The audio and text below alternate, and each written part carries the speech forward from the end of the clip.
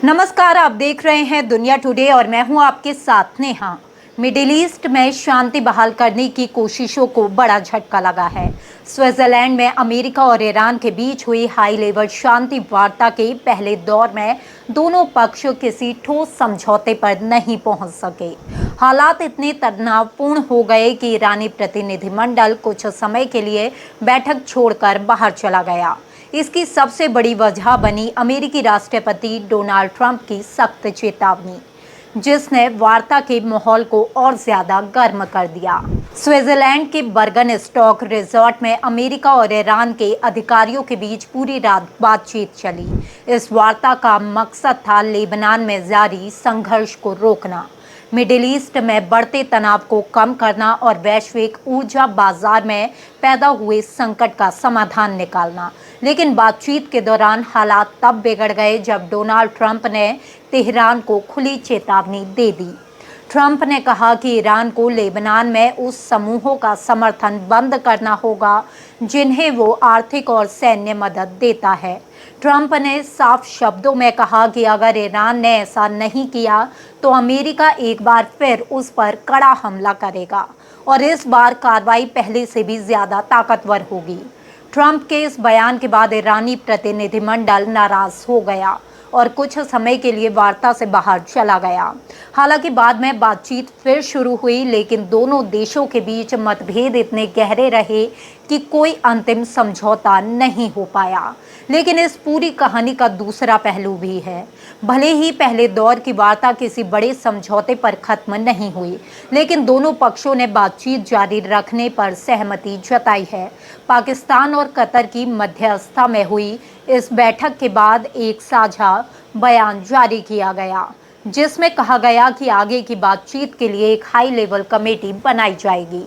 ये कमेटी अगले 60 दिनों तक राजनीतिक स्तर पर पूरे वार्ता प्रक्रिया की निगरानी करेगी। इसके तहत परमाणु कार्यक्रम, प्रतिबंधों और समझौते के क्रियान्वयन से जुड़े अलग अलग वर्किंग ग्रुप भी बनाए जाएंगे।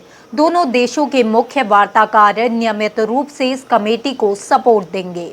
साझा बयान के मुताबिक होर्मुज स्ट्रेट से गुजरने वाले कमर्शियल जहाज़ों की सुरक्षित आवाजाही सुनिश्चित करने के लिए दोनों पक्षों के बीच एक विशेष कम्युनिकेशन लाइन भी स्थापित की जाएगी, ताकि किसी भी तरह की गलतफहमी या टकराव से बचा जा सके। उधर ईरान के विदेश मंत्री सैयद अब्बास अरागची ने भी पहली प्रतिक्रिया देते हुए कहा कि पाकिस्तान और कतर की लगातार मध्यस्थता की वजह से लेबनान युद्ध को रोकने की दिशा में महत्वपूर्ण प्रगति हुई है।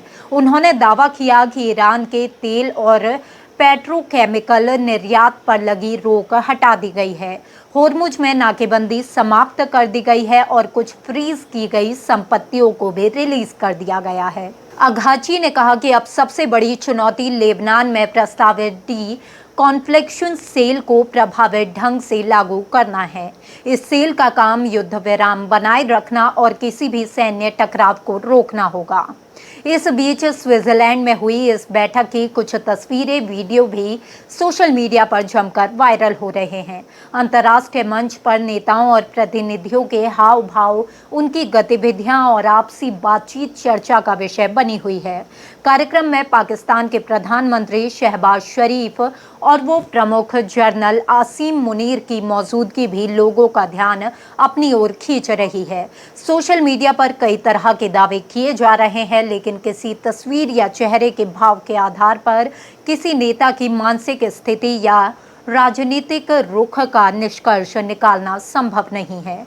इसी तरह ईरानी प्रतिनिधिमंडल के सामूहिक फोटो सेशन में शामिल न होने की भी खूब चर्चा हो रही है। रिपोर्टों के मुताबिक ईरानी अधिकारी कार्यक्रम स्थल से बिना ग्रुप फोटो खिंचवाए ही रवाना हो गए।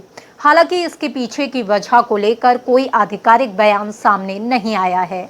वहीं सोशल मीडिया पर यह दावा भी किया गया कि कतर के एक वरिष्ठ मंत्री ने अमेरिकी उपराष्ट्रपति जेडी वेंस के हाथ नहीं मिलाया, लेकिन इस दावे की भी आधिकारिक पुष्टि नहीं हुई। कूटनीतिक कार्यक्रमों में कई बार प्रोटोकॉल, समय की कमी या अन्य व्यवस्थागत कारणों से भी ऐसे दृश्य देखने को मिलते हैं। फिलहाल तस्वीर साफ है कि अमेरिका और ईरान के बीच मतभेद अभी खत्म नहीं हुआ है।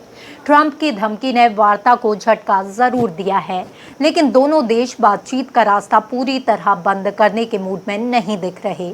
अब निगाहें अगले 60 दिन पर टिकी है, जब हाई लेवल कमेटी की निगरानी में आगे की बातचीत होगी और ये तय होगा कि मिडिल ईस्ट को शांति मिलती है या तनाव और बढ़ता है।